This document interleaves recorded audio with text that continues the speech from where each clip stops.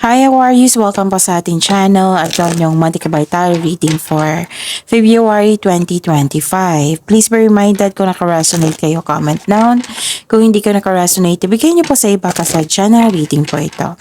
This is for you Aquarius ngayong February 2025.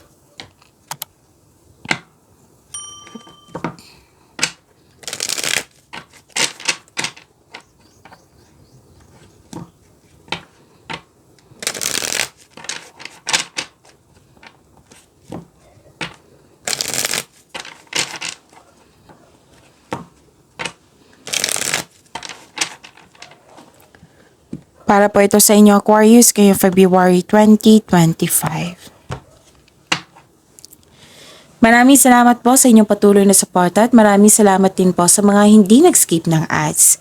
Gamitin ang reading na ito bilang kabayan lamang. Sa mga hindi po nag-subscribe, subscribe na po kayo at click bell notification para malaman nyo na may bago tayong video. Para sa mga gustong magpa-reading po, may lumabas dyan sa screen nyo ngayon. Panoorin nyo po at sundin ng instruction. Spirits Guide, mga ganap po para kay Aquarius ngayong February 2025. I need 3 cards po.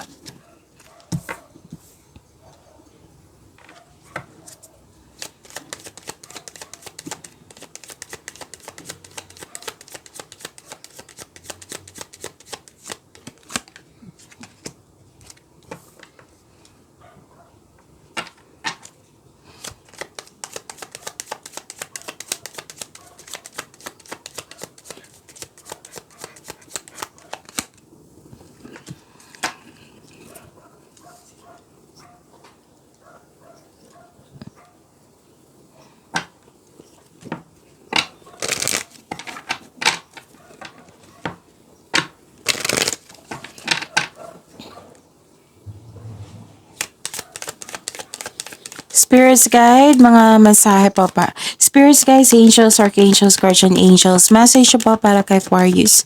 Ngayong February 2025, I need 2 cards po.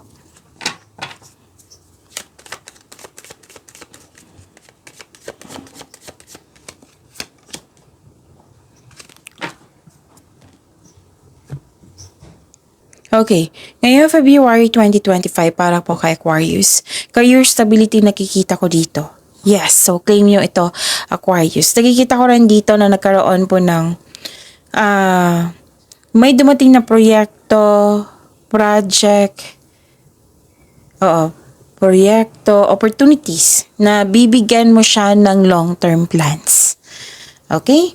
So, mas yung gumagawa kayo ng paraan para maging stable talaga. Yung mga ginagawa mo dyan, yung career mo, ganun. And most of you na-achieve na yung career stability. Okay? So, ang ilan dito gumagawa talaga ng paraan to have growth and expansion.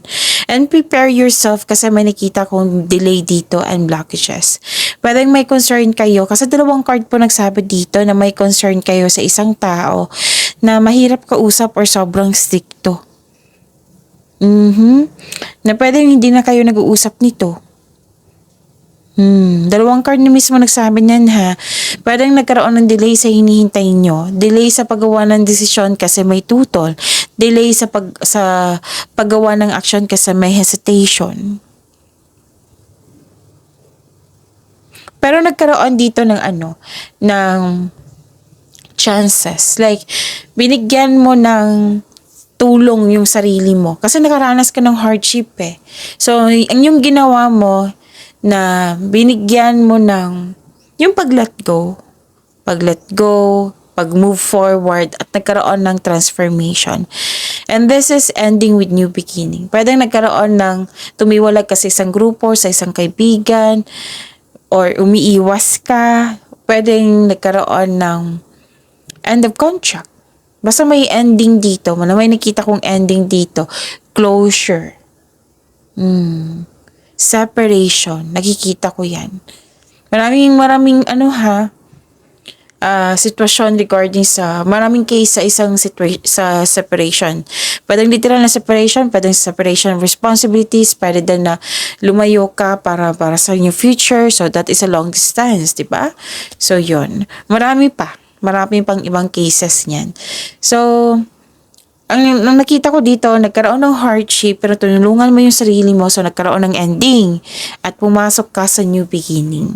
So this is transformation ha. So this is transformation. Nasa bagong simula ka na. So Aquarius, relationship harmony. Sabi po ni Archangel Raguel, we angels are opening the hearts of everyone involved. Arguments and conflicts are being resolved now. Wow! Aquarius, sabi po ni Archangel Raguel, magbibigay siya ng blessings regarding sa pagkakaisa ng isang relasyon na nagkaroon ng argument. Hindi lang to sa relasyon sa pag-ibig ha, pwede sa connection mo sa isang tao na mahalaga sa iyo. Arguments and conflicts are being resolved now. Mare-resolve na po. Sabi po iyan ni Archangel Raguel. And counselor, sabi po ni Archangel Azrael, you are a natural counselor and many people benefit from your guidance. So, hindi siya makita, no? So, yun. Basta yun na. You're a natural counselor and many people benefit from your guidance and reassurance. Yan. Nakita nyo na. Ewan ko ba sa camera na ito. Okay, Aquarius. Spirits guide. Ano po yung energy ni Aquarius ngayong February 2025? So, dalawa na po ito, ha? Yan yung gustong lumabas. Okay, Aquarius. Kung may narinig kayo or may nakita kayong repeating message, meaning to say, pinupush po na yan ng cards nyo. Kasi ang ilan sa inyo hindi pa binigyan ng atensyon. Na kung maaari din po, bigyan nyo po ng solusyon at aksyon. Remember, Remember Aquarius, at the end of the day, alam mo na ikaw lang taong may kakayahan at responsable na gumawa ng sarili mong katotohanan at kinabukasan. So, ano yung energy ni Aquarius?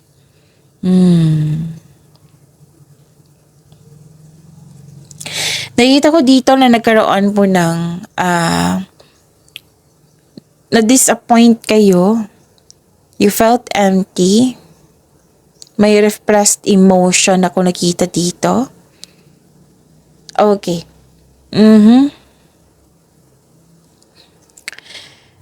Exhausted ka sa isang tao na nagbibigay ng feeling exhausted ka due to the other emotional demands. Yung maraming demands yung tao na naging toxic po sa inyo, na nagbibigay ng stress sa iyo.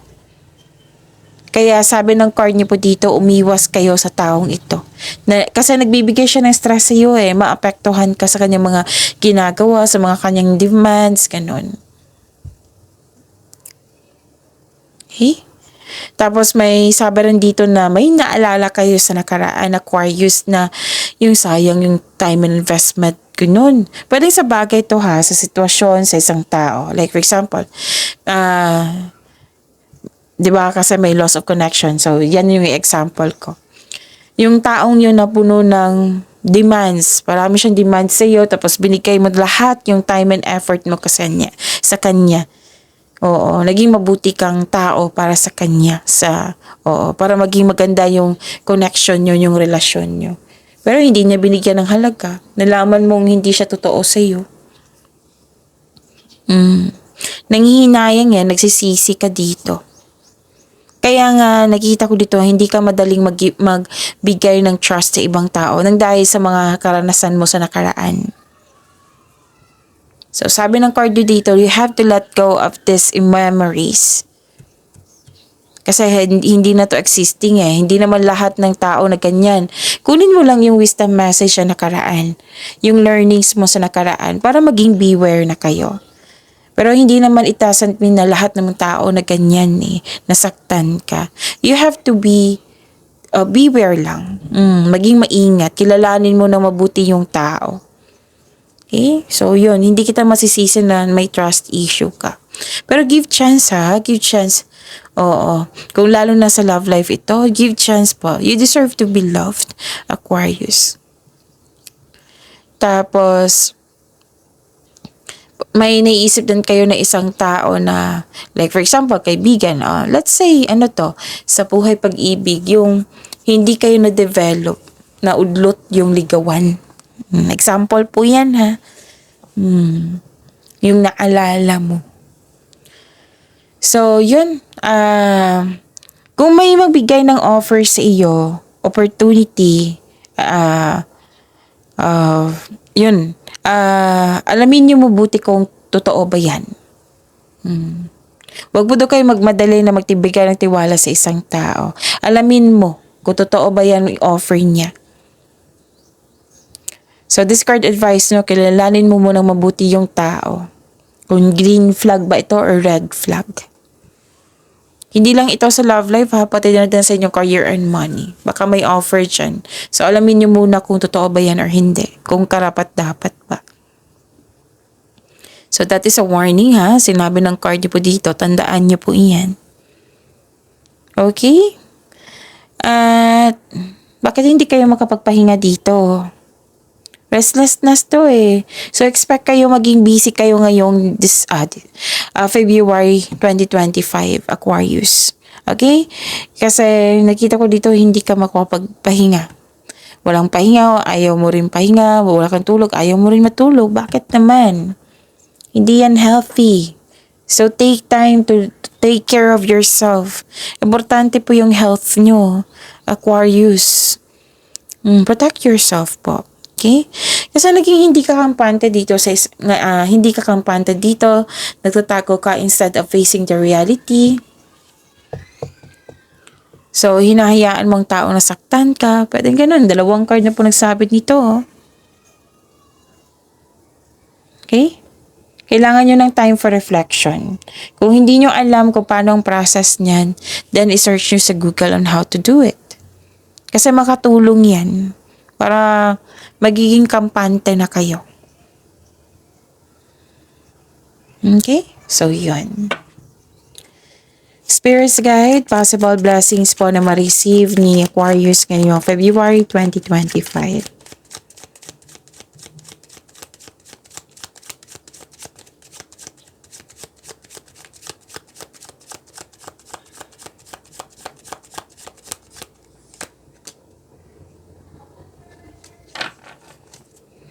And the clarification of this card po.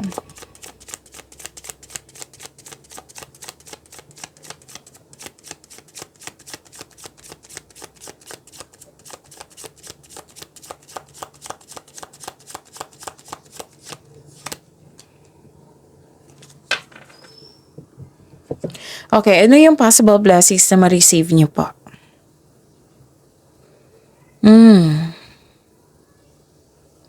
Nakikita ko dito na nagkaroon po ng generosity kasi marami kayong blessings na receive. At nakikita ko rin dito, Aquarius, maraming nakadepend sa iyo.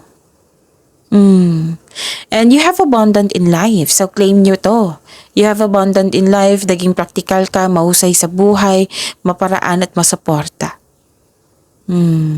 Nakita ko din dito yung yung suporta ng yung boss, elders, wisers, life coach. It will help move your career forward also. Kahit sa personal life to. Nakikita ko yung pag-aalaga mo sa inyong sarili, sa connection mo sa isang tao. Maasahan po kayo. Okay? Magtiwala din na magbuo kayo ng lasting partnership. Pwede sa partnership, literal na partner in life. Pwede din sa kasamahan nyo dyan. Pwede sa family mo. Nakita ko nga dito yung panahon mo sa pamilya. And this is very good, ha? And marunong din kayo makinig sa inyong intuition. So, sa mga ilan dito na bago pa, please know na yung intuition is malaki yung tulong sa atin. So, okay? Kung nais nyo mag-connect sa inyong intuition, i-search nyo po sa Google on how to connect to your intuition. Kasi maraming paraan yan. Okay? Nakita ko dito na yung inspiration mo is your family or group of people. Yan yung inspiration mo. Isa sa dahilan na mas naging masipag ka. Isa sa dahilan na bumabangon ka. Okay? So, umiwas lang kayo sa taong nagsiselos or may inggit sa inyo. Oo. Kasi may nakita kong selos dito eh. Maaring siya yung magbibigay ng blockages. So, umiwas na lang kasi.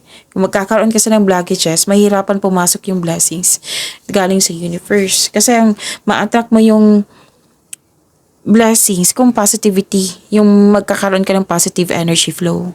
'Di ba? So, umiwas na lang. Kung kung concerned ka, then make a solution. Okay? Magkaroon kayo ng pag-uusap, magawa kayo ng adjustment. Basta may concern dito sa selos, inggit, hindi marunong mag-handle ng money, naging materialistic or sobra sa trabaho na walang panahon sa sarili, sa pamilya. May taong hindi maasahan. Umiwas kayo sa distraction na yan. So kung concerned ka sa taong ito, instead of getting angry, magkaroon talaga ng pag-uusap. Gawa ka ng adjustment where necessary. Okay? And baka isa to sa dahilan ha, kasi may nakita ko dito na may nangingialam sa yung decision making. Isa din yan na magkakaroon ng delay. Isa sa dahilan. Yung may makikialam. Kasi maghahatid yan ng doubt eh. Malilito ka. Kasi nga, may nanghihimasok sa inyong desisyon.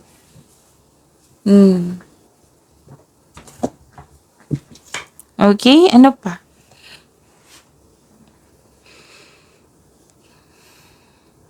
So yun ha, tandaan nyo. Ma-invite natin yung blessings kung magkakaroon tayo ng positivity, positive energy flow. So sikapin natin na dalawa lang yan eh. Iwasan na lang to protect your inner peace, or kung concerned ka, bigyan mo ng solusyon. Gawa kayo ng adjustment para magkasundo kayo. And nakita ko dito yung fulfillment sa pangarap. Happiness, fulfillment sa pangarap. This is completion of cycle, Aquarius. Granted nga yung manifestation mo dito, may fulfillment sa pangarap po. Dalawang card na mismo nagsabi dito, Hana, na you're very happy talaga sa group of friends, lalo na sa group of people, sa family mo.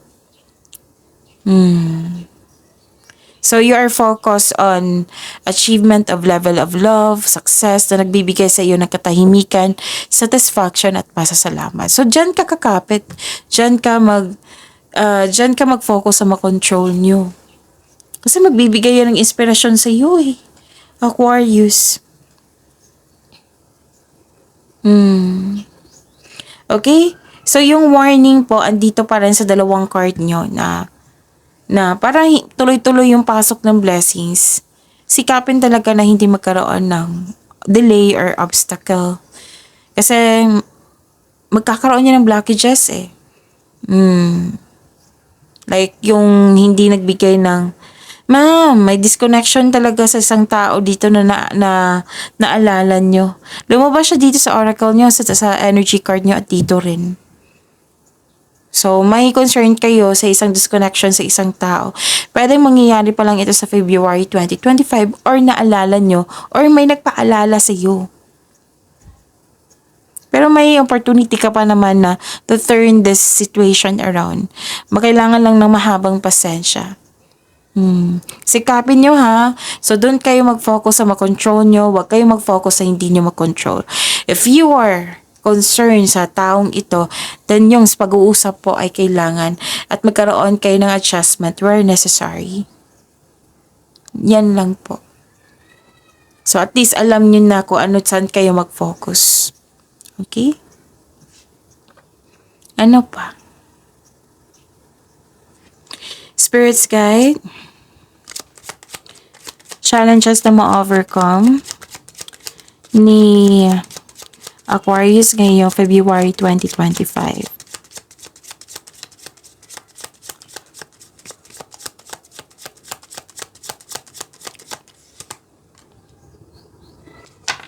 Ano to ha? Challenges. Yes. Pero ma-overcome nyo po ito. Yan yung tanong natin sa cards mo. The clarification of this card po. Para po kay Aquarius.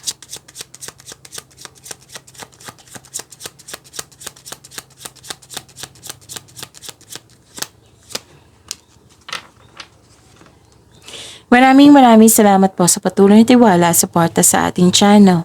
At maraming salamat din po sa mga hindi nag-skip ng ads. Okay. Ano yung challenges na ma-overcome nyo po? Okay. Actually, natatandaan ko to sa inyo, Aquarius. 'Di ba? Naalala nyo yung last month na may gustong humingi na sorry sa inyo. Baka isang tao lang to, ha? Oo. May gusto makipagkita sa inyo ngayon.